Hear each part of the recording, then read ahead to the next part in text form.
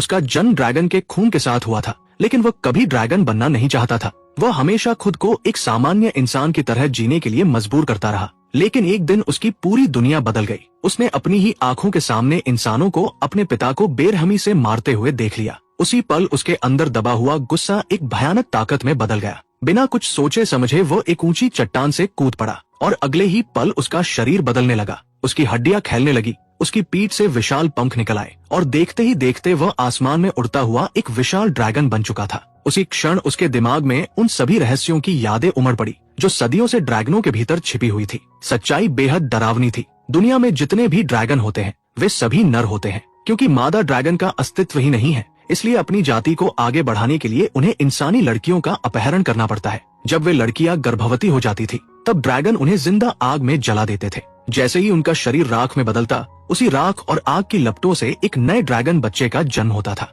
ड्रैगनों की इस क्रूर और भयावह ताकत ने इंसानों को सदियों तक डर के साए में जीने पर मजबूर कर दिया था। उनके पास बचने का सिर्फ एक ही तरीका था, हर बार एक युवा लड़की की बलि देना। ये भयानक परंपरा पीढ़ी दर पीढ़ी चलती रही, जब तक कि एक दिन एक साहसी योद्धा ने इस चक्र को तोड़ने की ठान नहीं ली। वो अपनी प्रिय को हमेशा के लिए खोते हुए नहीं देख सकता था। उसने कसम खाई कि चाहे उसकी जान ही क्यों न चली जाए, वो उसे जरूर बचाएगा। अपने प्यार को ताकत बनाकर वो खतरनाक यात्रा पर निकल पड़ा और आखिरकार उस गुफा तक पहुंच गया जहां ड्रैगन रहता था। वहां एक भयानक लड़ाई हुई और अंत में उसने उस ड्रैगन को मार गिराया। उस दिन के बाद वह पूरी दुनिया में एक महान ड्रैगन स्लेयर के नाम से जाना जाने लगा। लेकिन उसने ये भी समझ लिया था कि अगर कोई और ड्रैगन पैदा हुआ तो ये भयावह इतिहास फिर से दोहराया जाएगा। इसलिए उसने एक अजीब फैसला लिया। उसने खुद को पहाड़ों की संकरी दरारों के बीच छिपा लिया। जब भी उसके अंदर की ड्रैगन शक्ति जागती और वह ड्रैगन में बदलने लगता तो वे तंग चट्टानी दरारें उसके विशाल शरीर को फंसा लेती और उसे बाहर निकलने से रोक देती। धीरे धीरे साल बीतते गए और दुनिया से ड्रैगनों का नाम लगभग मिट गया। इंसान भी समय के साथ उन्हें भूलने लगे। यहाँ तक कि लड़कियों की बलि देने की पुरानी परंपरा भी बदलकर एक शादी की रस्म बन गई। अब उस रस्म में राजकुमारी अपने सबसे सुंदर कपड़े पहनकर एक नाव में लेटती थी। नाव के एक सिरे से एक लंबी रस्सी बंधी होती थी, जबकि उसका मंगेतर दूसरे किनारे पर खड़ा रहता था। ड्रैगन स्लेयर के वंशज उस रस्सी को खींचते थे और ये पूरी रस्म एक उत्सव की तरह मनाई जाती थी। अपनी शादी की खुशी में वो युवक बेहद उत्साहित था। उसने सब लोगों से कहा कि वे पुराना ड्रैगन गीत गाकर इस खुशी को और भी खास बनाएं। उसे पूरा विश्वास था कि ड्रैगन बहुत पहले ही दुनिया से खत्म हो चुके हैं, लेकिन उसे ये बिल्कुल नहीं पता था कि ड्रैगन का घमंड कभी भी अपने ऊपर किए गए मजाक को सहन नहीं करता। जैसे ही गीत गाया जाने लगा, अचानक राजकुमारी के पास रखा हुआ तेल का दिया बुझ गया। अगले ही पल आसमान पर काले बादल छा गए और तेज तूफानी हवाएं चलने लगी। उसी क्षण उसके शरीर में एक अजीब दर्द उठने लगा। उसकी इच्छा के खिलाफ उसका शरीर बदलने लगा और देखते ही देखते वो खुद एक विशाल ड्रैगन में बदल गया। वह राजा की पोती मिरोस्लावा का अपहरण कर लेता है। महल के सामने खड़े लोग भय से जड़ हो जाते हैं। किसी को समझ ही नहीं आता कि अभी अभी क्या हुआ है। वहाँ मौजूद हर व्यक्ति सिर्फ डर के साथ आसमान की तरफ देखता रह जाता है। यहाँ तक कि इगोर भी कुछ नहीं कर पाता। वह बिल्कुल असहाय खड़ा रहता है, क्योंकि उसके पास ऐसी कोई शक्ति नहीं है जो एक ड्रैगन को रोक सके। वो विशाल ड्रैगन मिरोस्लावा को अपने पंजों में पकड़कर आसमान की ऊंचाइयों में उड़ जाता है और बहुत दूर एक सुनसान वीरान द्वीप पर उसे छोड़ देता है। वो जगह गहरे अंधेरे से ढकी हुई है। पूरा द्वीप मानो किसी शाप से ग्रस्त लगता है। वहाँ की जमीन एक प्राचीन ड्रैगन के विशाल कंकाल से बनी हुई है। उसकी बड़ी बड़ी पसलियां ऐसे खड़ी हैं जैसे सूखे हुए पेड़ और हर तरफ विशाल हड्डियां बिखरी पड़ी है। ये जगह इतनी डरावनी और रहस्यमयी है कि वहाँ से भाग निकलने का कोई रास्ता दिखाई ही नहीं देता। मिरोस्लावा डर से कांप रही होती है। उसका दिल तेजी से धड़क रहा होता है। तभी उसकी नजर उस वीरान द्वीप पर खड़े एक लड़के पर पड़ती है। थोड़ी हिम्मत जुटाकर वो उसके पास जाती है और पूछती है, तुम कौन हो? तुम्हारा नाम क्या है? लेकिन वो लड़का चुप रहता है। वो कोई जवाब नहीं देता। सच तो यह है कि उसे खुद अपना नाम भी नहीं पता। उसके चेहरे पर उलझन और खालीपन साफ दिखाई देता है, जैसे वो बचपन से ही इस द्वीप पर अकेला रह रहा हो और दुनिया ने उसे भुला दिया हो। मिरोस्लावा को उस पर दया आती है। जब उसे पता चलता है कि उसका कोई नाम नहीं है तो वो खुद ही उसे एक नाम देने का फैसला करती है। वो उसे अरमान कहकर बुलाने लगती है। धीरे धीरे वे दोनों बातचीत करने लगते हैं। उस वीरान द्वीप की खामोशी अब टूटने लगती है, लेकिन अचानक उनके सामने एक भयानक ड्रैगन आ जाता है। उसके भारी कदमों से जमीन कांपने लगती है। ये दृश्य देखकर मिरोस्लावा डर के मारे जम जाती है और तुरंत अपनी आंखें कसकर बंद कर लेती है। जब वो कुछ देर बाद हिम्मत करके अपनी आंखें खोलती है तो अरमान वहाँ नहीं होता। उसकी जगह उसके चारों ओर कुछ अजीब और रहस्यमय छोटे छोटे जीव खड़े होते हैं। उनका रूप बहुत विचित्र और डरावना होता है। वे उसे अजीब निगाहों से घूर रहे होते हैं। मिरोस्लावा यह देखकर घबरा जाती है। उसकी आंखों में आंसू भर आते हैं, क्योंकि उसे लगता है कि ड्रैगन अरमान को अपने साथ ले गया होगा। गुस्से और निराशा में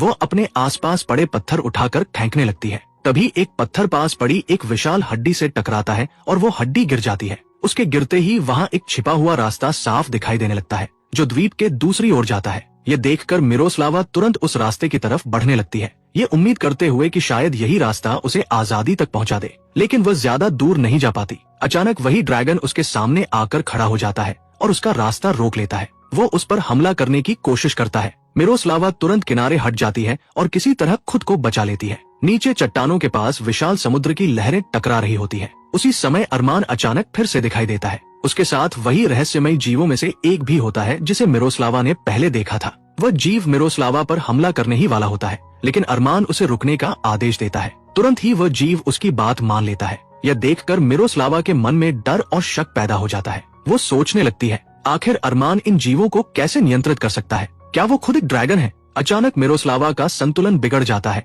और वह चट्टान के किनारे से नीचे गिरने लगती है। उसी क्षण अरमान एक ड्रैगन में बदल जाता है। अपने विशाल पंख फैलाकर वो तेजी से उसकी तरफ उड़ता है और पानी में गिरने से पहले ही उसे पकड़ लेता है। लेकिन वह अपने इस रूप को पूरी तरह नियंत्रित नहीं कर पाता। संतुलन खो देने के कारण वे दोनों साथ ही नीचे पानी में गिर जाते हैं। मिरोस्लावा किसी तरह खड़ी होती है और घबराकर मदद के लिए चिल्लाने लगती है। अरमान अब फिर से इंसानी रूप में वापस आ चुका होता है और बेहोश पड़ा रहता है। घबराहट में मिरोस्लावा एक पत्थर उठाकर उसे मारने लगती है, क्योंकि उसे लगता है कि वो फिर से उस पर हमला कर सकता है। लेकिन तभी उसे एहसास होता है कि अरमान तो उसे बचाते हुए गिरा था। उसने उसकी जान बचाई थी। शायद वह कोई क्रूर ड्रैगन नहीं है। जब वो उसे पानी में बेहोश पड़ा देखती है तो बड़ी मुश्किल से उसे खींचकर किनारे तक लाती है। उसी पल ये साफ हो जाता है कि उन्होंने एक दूसरे की जान बचाई है। जब वो उसे वापस द्वीप पर लाती है तो अरमान फिर से ड्रैगन में बदलने लगता है, लेकिन तुरंत ही उसकी चेतना खत्म हो जाती है और वो फिर से इंसान बनकर गिर पड़ता है। उसकी सारी ताकत खत्म हो चुकी होती है।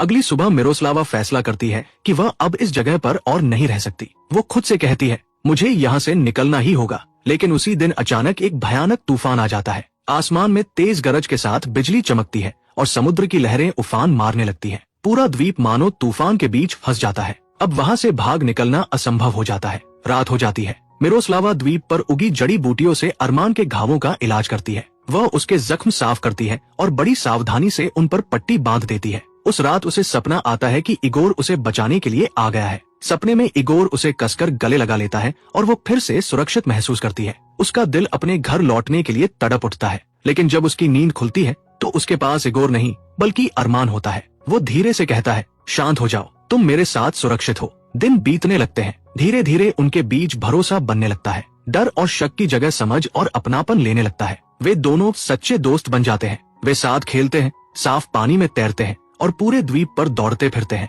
उस वीरान जगह पर अब हंसी की आवाजें गूंजने लगती है। लेकिन एक दिन अरमान अचानक बहुत चिंतित हो जाता है। वो सोचने लगता है, वो मुझ पर भरोसा करती है, लेकिन अगर मेरे अंदर का राक्षस किसी दिन जाग गया और उसे नुकसान पहुंचा दिया तो? आखिरकार वह मिरोस्लावा को सच्चाई बताने का फैसला करता है। वह कहता है, मेरे पिता एक ड्रैगन थे। वे चाहते थे कि मैं भी ड्रैगन बनकर जीऊं, लेकिन मैं इंसान की तरह जीना चाहता था। मैं लोगों के बीच शांति से रहना चाहता था, इसलिए मैंने उनके जैसा बनने से इनकार कर दिया। एक दिन जब वह खेल रहा था तभी उसने एक भयानक दृश्य देखा। एक इंसानी योद्धा वहां आया और उसकी आंखों के सामने ही उसके पिता को मार डाला। वो योद्धा और कोई नहीं बल्कि इगोर का दादा था, वही प्रसिद्ध ड्रैगन स्लेयर। वो छोटा बच्चा जिसने कभी अपने पिता को आग में मरते हुए देखा था, वो अरमान ही था। उस घटना के बाद अरमान का इंसानों पर से भरोसा पूरी तरह टूट गया। उसे लगा कि इंसान बहुत निर्दयी और क्रूर होते हैं। अगर वे उसके पिता को मार सकते हैं तो वो कैसे इंसान बनने का सपना देख सकता है। दुख और गुस्से से भरे अरमान ने आखिरकार अपने ड्रैगन खून को स्वीकार कर लिया।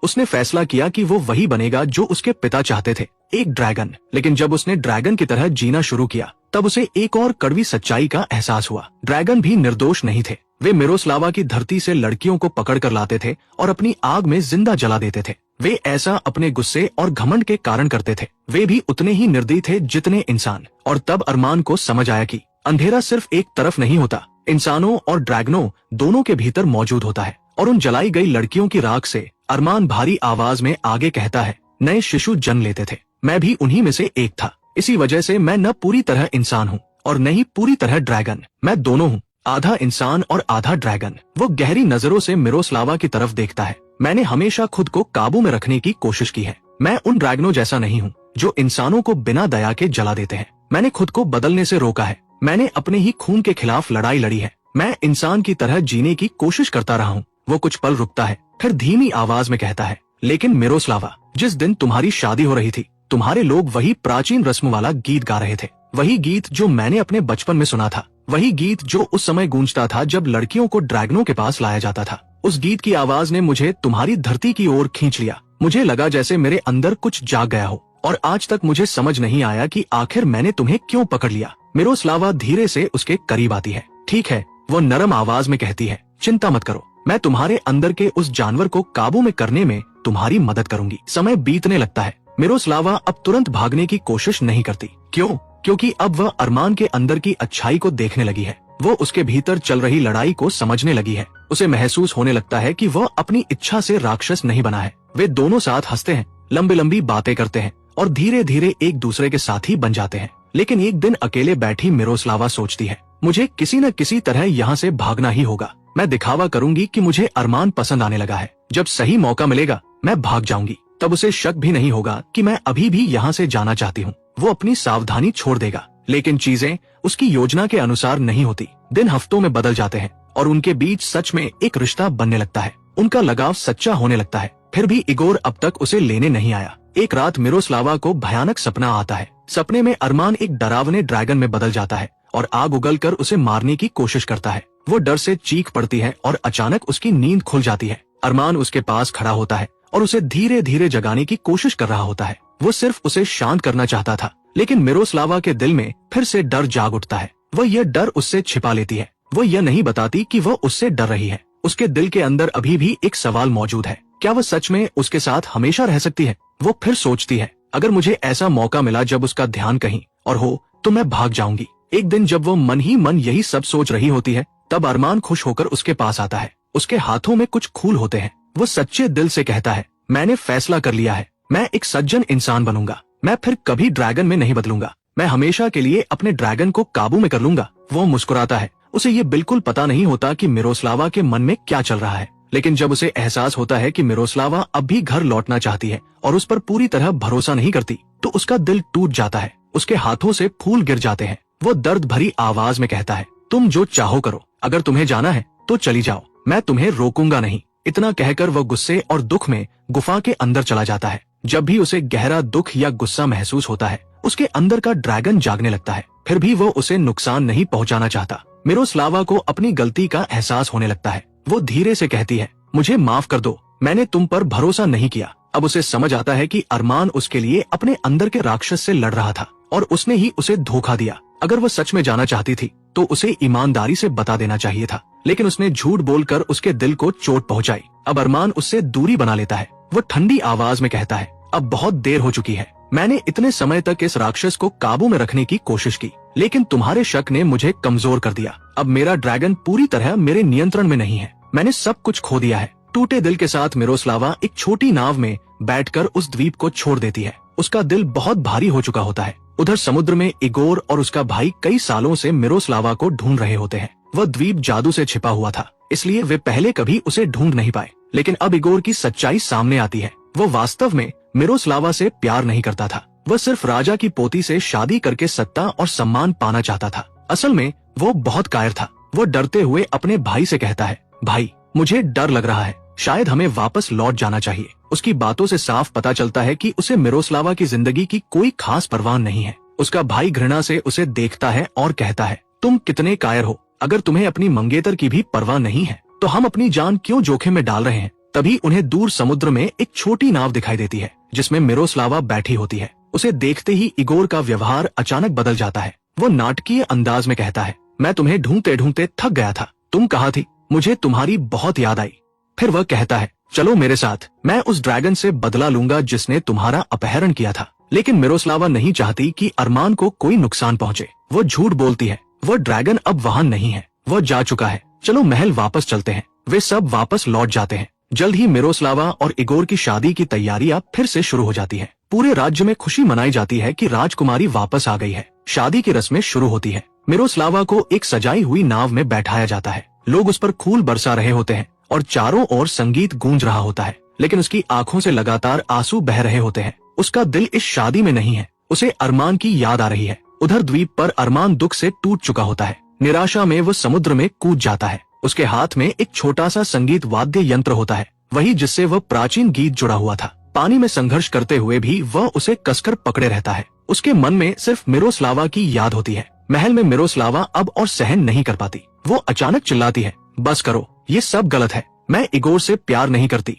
मैं उस ड्रैगन से प्यार करती हूँ। मैं उसके बिना नहीं रह सकती। पूरी सभा स्तब्ध रह जाती है। इगोर सबसे ज्यादा हैरान होता है। मिरोस्लावा वही प्राचीन रस्म वाला गीत गाने लगती है, वही गीत जिसने कभी अरमान को उसकी ओर खींचा था। शुरुआत में कुछ भी नहीं होता। उसके दिल में डर भर जाता है। उसे लगता है शायद अरमान ने अपनी जान ले ली होगी। लेकिन फिर अचानक आसमान बदलने लगता है। काले बादल छा जाते हैं, तेज हवाएं चलने लगती है। आसमान में एक विशाल काला ड्रैगन दिखाई देता है। वो अरमान होता है। वह नीचे आता है और किसी के कुछ समझने से पहले ही मिरोस्लावा को उठा लेता है। मिरोस्लावा खुशी से भर उठती है। इगोर इतना डर जाता है कि आगे बढ़ने की हिम्मत भी नहीं करता। जब ड्रैगन काफी दूर उड़ चुका होता है, तभी वो बहादुरी दिखाने का नाटक करता है। तभी उसका भाई उसे जोर से रोककर कहता है, नाटक बंद करो, उसे जाने दो, तुम उसके लायक कभी थे ही नहीं। ड्रैगन मिरोस्लावा को फिर उसी द्वीप पर ले आता है, लेकिन अब अरमान का नियंत्रण कमजोर पड़ चुका होता है। उसके ड्रैगन वाले स्वभाव उस पर हावी होने लगते हैं। वो मिरोस्लावा पर आग उगलने की तैयारी करता है, जैसे कभी ड्रैगन बलि के लिए लाई गई लड़कियों के साथ करते थे। उसके गले में आग इकट्ठा होने लगती है, लेकिन मिरोस्लावा डरी नहीं खड़ी रहती है। वो दृढ़ आवाज में कहती है, मैं तुमसे प्यार करती हूँ। इस रूप में भी अरमान हैरान रह जाता है। इतने भयानक रूप में भी वह उससे भाग नहीं रही। वह आगे कहती है, हाँ अरमान, चाहे तुम मुझे जला दो या हमेशा अपने पास रखो, मैं तुम्हें छोड़कर नहीं जाऊंगी। मैं सच में तुमसे प्यार करती हूँ। ड्रैगन की भयानक आंखें धीरे धीरे नरम पड़ जाती हैं। वो धीरे से झुक जाता है और अपना विशाल सिर मिरोस्लावा की गोद में रख देता है। यह पहली बार था जब किसी ने उसे उसके ड्रैगन रूप में भी प्यार से स्वीकार किया था। समय के साथ सब शांत हो जाता है। अरमान पूरी तरह अपने आप पर नियंत्रण पाना सीख जाता है। मिरोस्लावा अपनी इच्छा से उसके साथ रहने का फैसला करती है। आखिरकार दोनों शादी कर लेते हैं और उसी द्वीप पर खुशी खुशी रहने लगते हैं। वही द्वीप जो कभी उनके लिए कैद जैसा लगता था। कई साल बाद उन्हें अपनी छोटी बेटी को यही कहानी सुनाते हुए देखा जाता है। वही छोटा रहस्यमय जीव अब प्यार से उस बच्ची की देखभाल करता है। वह द्वीप अब अंधेरे और डर की जगह नहीं रहा, वो उनका घर बन चुका है।